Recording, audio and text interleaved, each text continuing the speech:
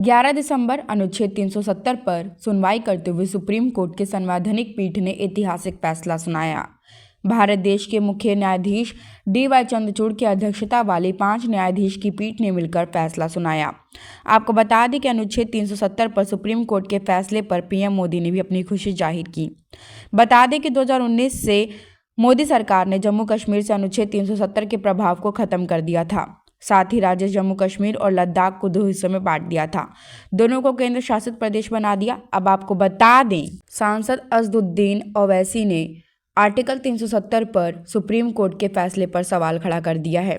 उन्होंने सीजीआई की एक सार्वजनिक टिप्पणी का भी जिक्र किया है। जम्मू कश्मीर से अनुच्छेद 370 को निरस्त किए जाने के बाद केंद्र सरकार के फैसले पर सुप्रीम कोर्ट ने भी मुहर लगा दी। आइए आपको बताते हैं कि ओवैसी ने क्या क्या कहा है, जरा ध्यान से सुनिए।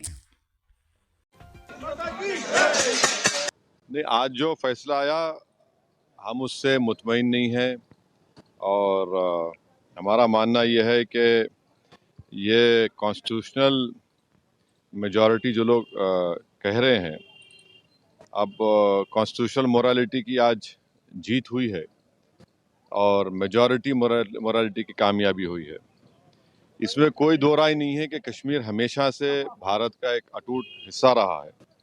बट अटूट हिस्सा जब हम कहते हैं तो उसका जो रिलेशनशिप है यूनियन से, उसको तो आप डिनाई नहीं कर सकेंगे। और ये जो कॉन्स्टिट्यूशनल रिलेशनशिप कश्मीर से यूनियन का रहा है वो परमानेंट हुआ है। जो कॉन्स्टिट्यूंट असेंबली डिसॉल्व हुई है कश्मीर की। और दूसरी बात ये है कि किसी एक सेमिनार में चीफ जस्टिस ऑफ इंडिया ने कहा है, मैं अंग्रेजी में पढ़ देता हूँ, कि public deliberation will always be a threat to those who achieve power in absence.